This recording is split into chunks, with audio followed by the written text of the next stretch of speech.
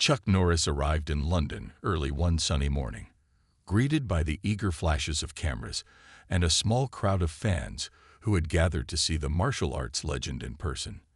As he stepped off the plane, his trademark grin was in place, and he waved enthusiastically, showing no signs of the long flight he'd just endured. The buzz in the air was palpable, with journalists jostling to get the best shot of Chuck as he made his way through the airport. In the midst of this welcome, a tour guide appointed by the tourism board was ready to take Chuck on a journey through the city's most iconic landmarks. The plan was to showcase the blend of historical grandeur and modern sophistication that London offered. Chuck, always interested in learning and experiencing new cultures, was particularly excited about the visit to Buckingham Palace and the chance to see the changing of the guard ceremony, a quintessential British experience. As they made their way through the city, Chuck's guide pointed out various points of interest, providing snippets of history and cultural significance. Chuck listened intently, nodding and occasionally asking insightful questions.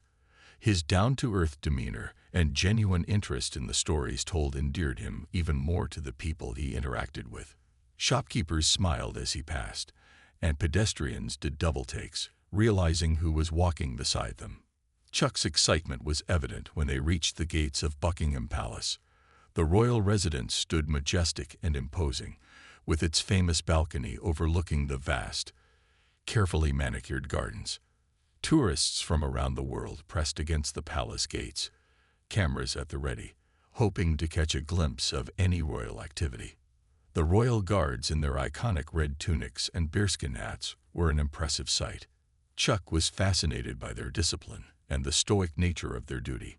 He watched, captivated, as they marched in perfect sync, their faces expressionless, their movements precise.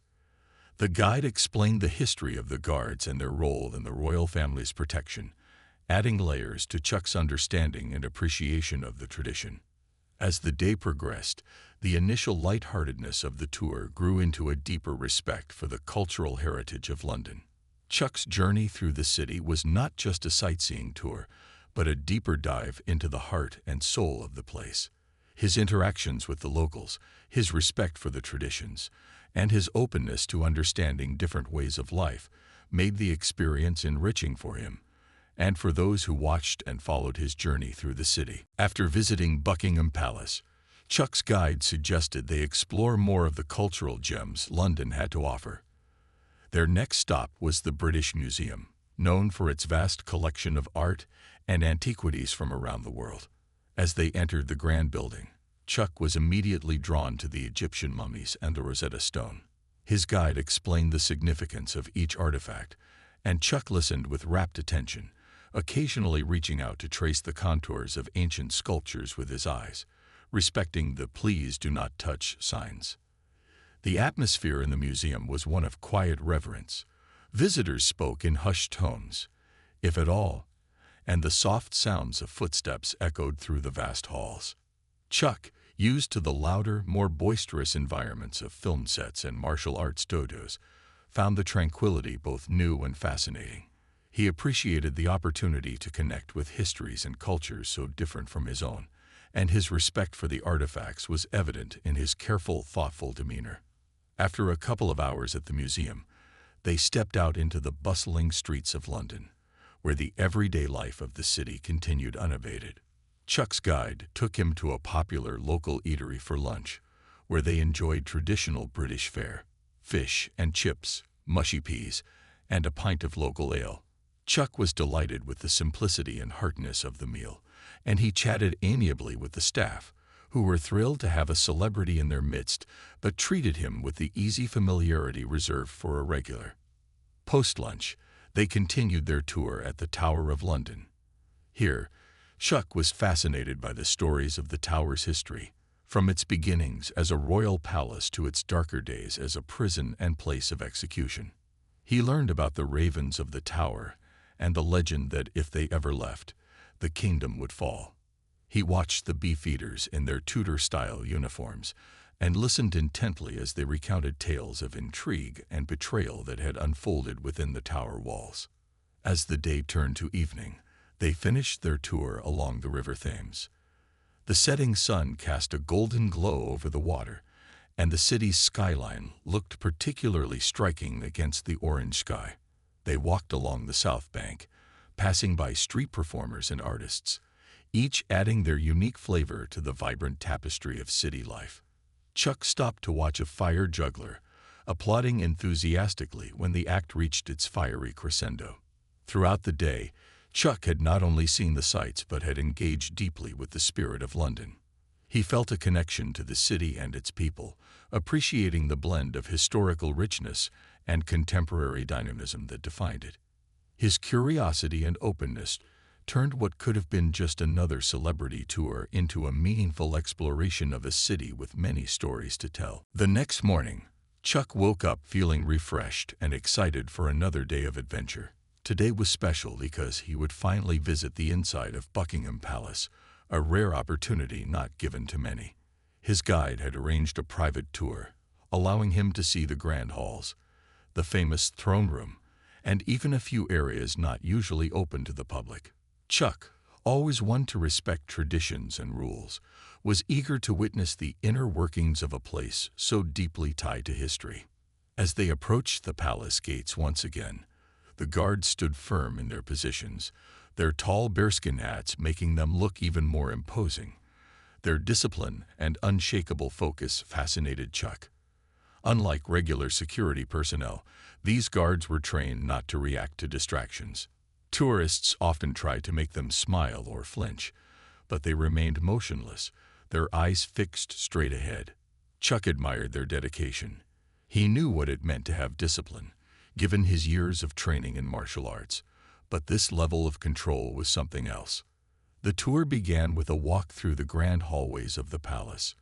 Every corner was filled with history, portraits of past kings and queens, chandeliers that had shone for centuries, and carpets that had felt the footsteps of some of the most powerful people in the world.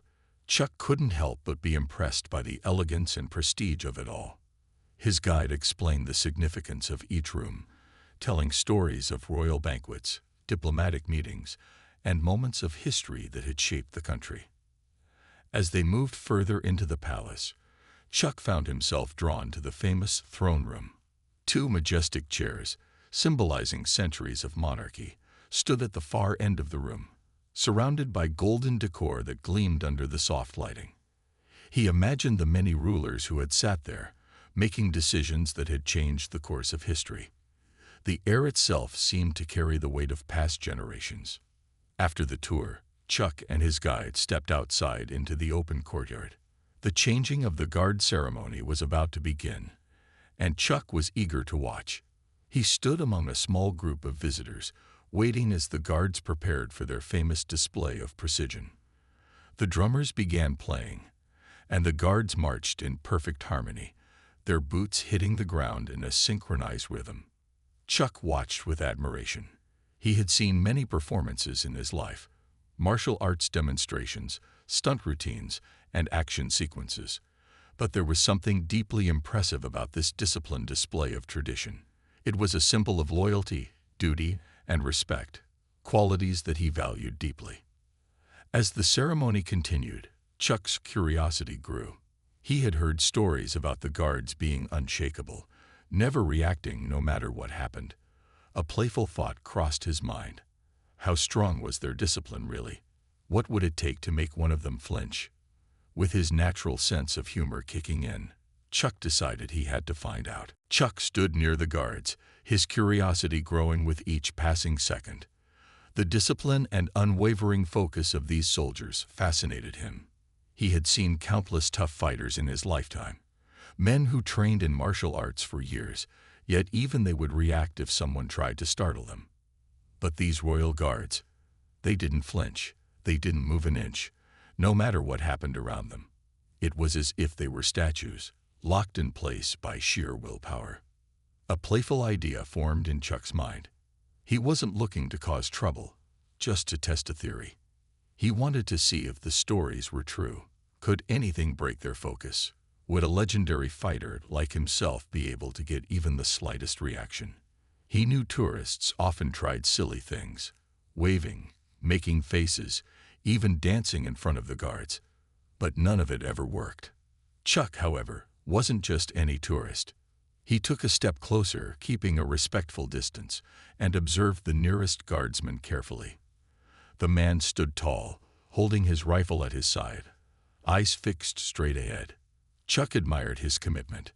He thought about trying something small, maybe a sudden hand movement or a quick step toward him. But then he shook his head. No, that wouldn't be enough. If he was going to test their focus, he had to do something bold. With a friendly smile, Chuck lifted his hand and, ever so gently, tapped the guardsman's arm. It wasn't a punch, not even a strong push, just a light tap, barely more than a pat. In any normal situation, this wouldn't have been an issue. But here, in front of Buckingham Palace, with guards sworn to their duty, it was a serious action.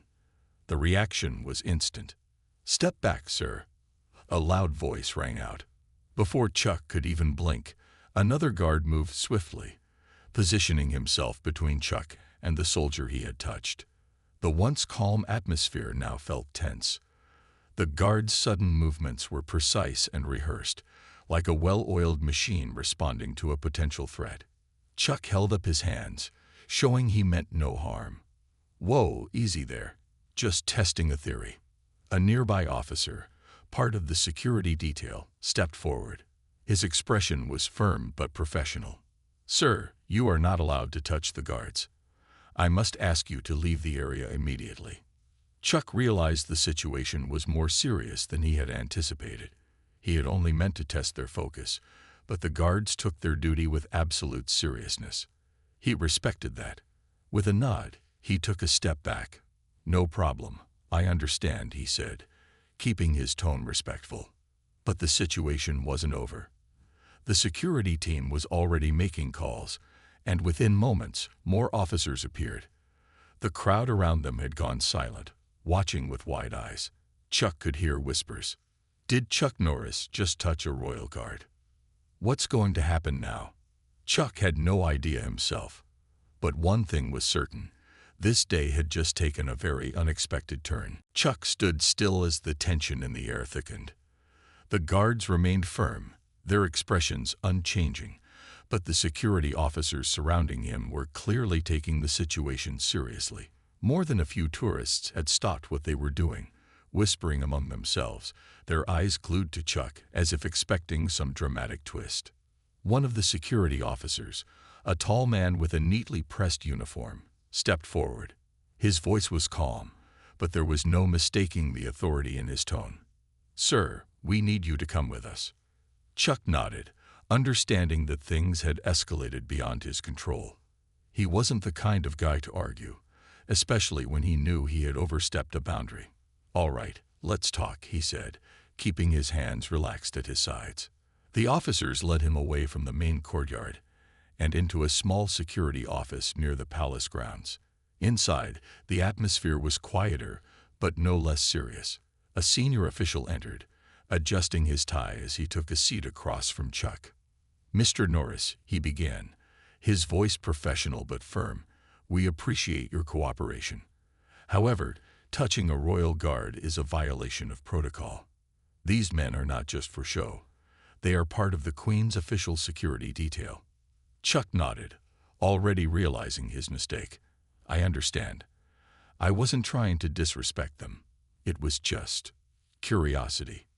The official's lips pressed into a thin line, but he sighed, as if deciding not to push too hard.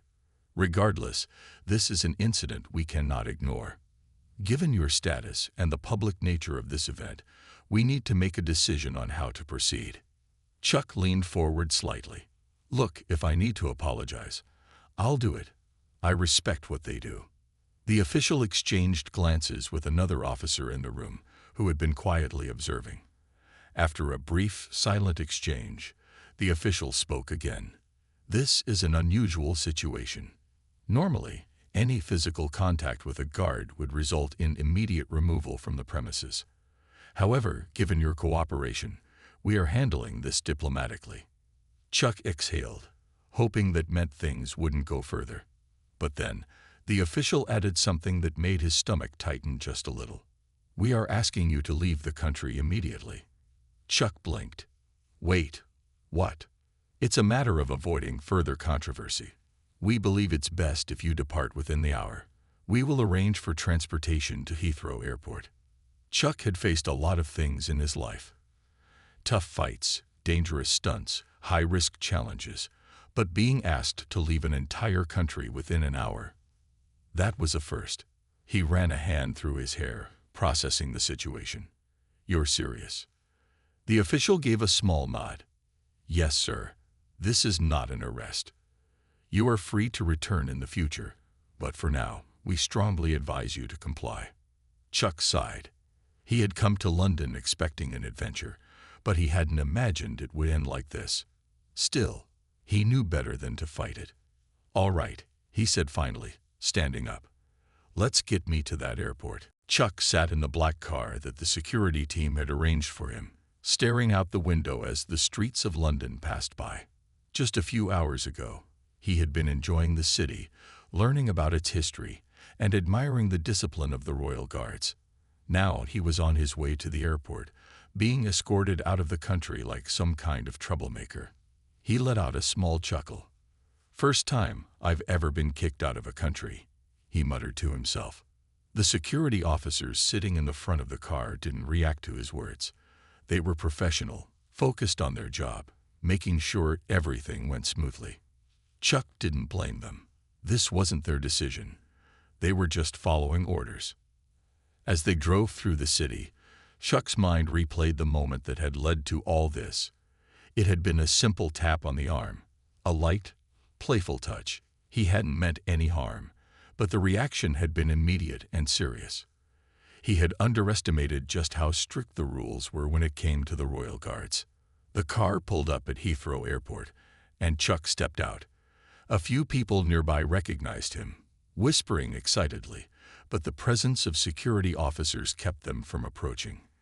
He walked toward the private terminal, where a flight had already been arranged for him. It was all happening so fast. A British official, different from the one at the palace, met him inside the terminal. The man had a neutral expression, neither overly strict nor friendly. "Mr. Norris, we appreciate your cooperation. This is not a permanent ban, but for now, we must follow procedure." Chuck gave a small nod. "Understood. No hard feelings." The official hesitated for a moment before lowering his voice politely. "Between you and me, there are some people who think this is a bit of an overreaction. But once the media gets involved, things get complicated." Chuck smirked. "Yeah, I figured. So, do I get some kind of certificate? Officially deported from the UK?" The official allowed himself a brief chuckle. "Afraid not, but you'll have quite the story to tell." Chuck looked around the airport, realizing that this really was happening. He was about to leave a country because of a misunderstanding. It wasn't exactly how he had planned his trip, but in a strange way, it was fitting. His life had always been full of unexpected turns. As he made his way toward the boarding gate, he took one last look at London through the large airport windows. He had no doubt he would return someday, hopefully under better circumstances. For now, he was ready to go home. A security officer handed him his passport. "Safe travels, Mr. Norris." Chuck gave a short salute and grinned. "Thanks. See you next time, if they let me back in." With that, he stepped onto the plane, ready for the next adventure, wherever it might take him. As Chuck's plane took off from Heathrow, he leaned back in his seat, staring out the window as the sprawling city of London slowly disappeared beneath the clouds.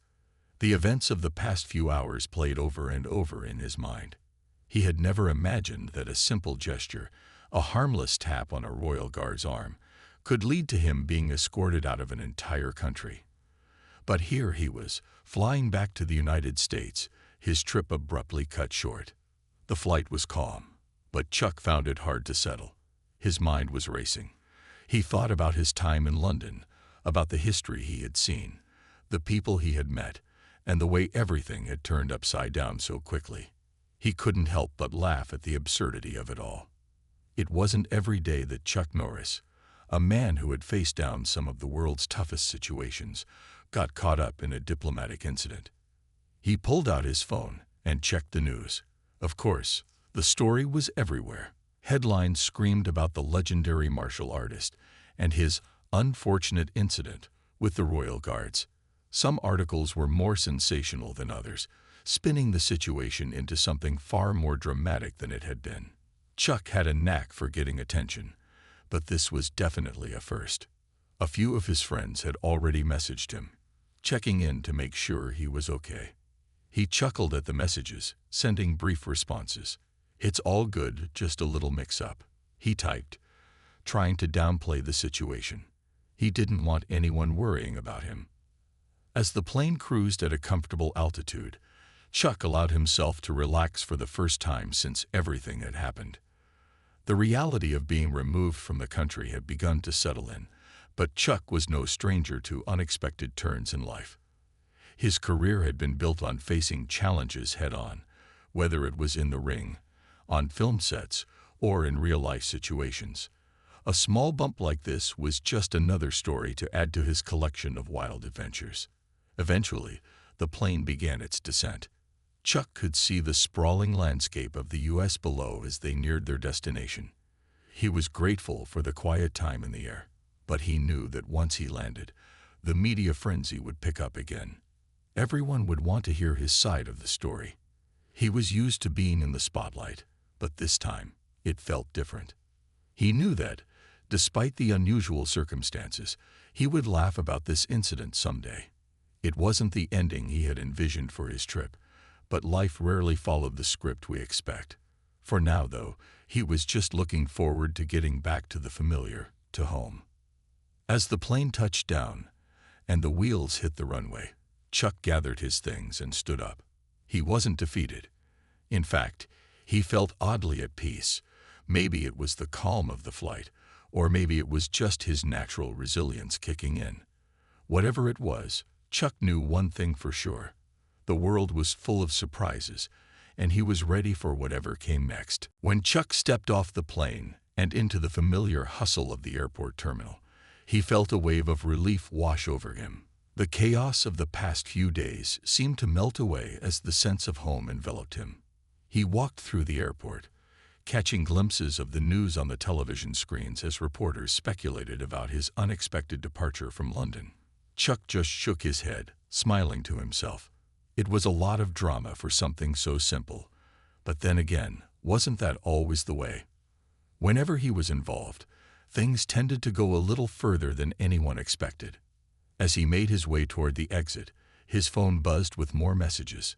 His friends, his family, even his manager, everyone had questions. He paused for a moment to read through them, responding with his typical calm demeanor. "Don't worry, I'm fine. Just a little mix-up with some Royal Guards. All sorted now." Chuck wasn't one to dwell on things, especially not something as minor as a misunderstanding. He knew that this would blow over. People would forget about it in time, just like they had with the hundreds of other stories about him over the years. That was the thing about being Chuck Norris. There was always something new happening. The public's attention would shift soon enough. But as the days passed, something surprising began to happen. The story didn't fade into obscurity like most do. In fact, it became one of those legendary tales people kept telling, long after the incident had ended. It wasn't just about Chuck Norris being in the wrong place at the wrong time. It was the fact that even in a small moment, his presence made a massive impact. It became one of those stories where people said, "Did you hear about the time Chuck Norris got kicked out of London?" And everyone would laugh and shake their heads in disbelief. Chuck's phone continued to ping with messages, but he didn't mind. He had learned long ago how to deal with being in the spotlight. He responded to some, ignored others, and went about his life as usual. Eventually, he stopped by his favorite coffee shop, where the barista greeted him with a knowing smile. "Rough trip?" she asked, pouring him a cup of his usual. Chuck grinned. "You could say that. Just a little international incident. Nothing too crazy." She laughed, sliding the cup across the counter. "Only you, Chuck." Chuck took the coffee with a smile, knowing she was right. There had never been anyone like him, and that wasn't about to change. But as he sipped his drink and enjoyed the peaceful moment, he realized something important. It didn't matter how the world saw him or how many headlines he made. What mattered most was the simple moments, the ones without cameras or attention, that he cherished the most. Soon enough, the media frenzy around the London incident had quieted down. People moved on, and Chuck went back to his regular routine filming projects, working on martial arts, and spending time with friends. But every now and then, someone would bring up the story, whether they were joking or genuinely curious, and Chuck would just laugh along with them. In the end, it wasn't about the story itself. It was about how life had a funny way of throwing curveballs at us, even when we least expected it. Chuck Norris had taken the unexpected turn in stride, and as always, he was ready for whatever came next.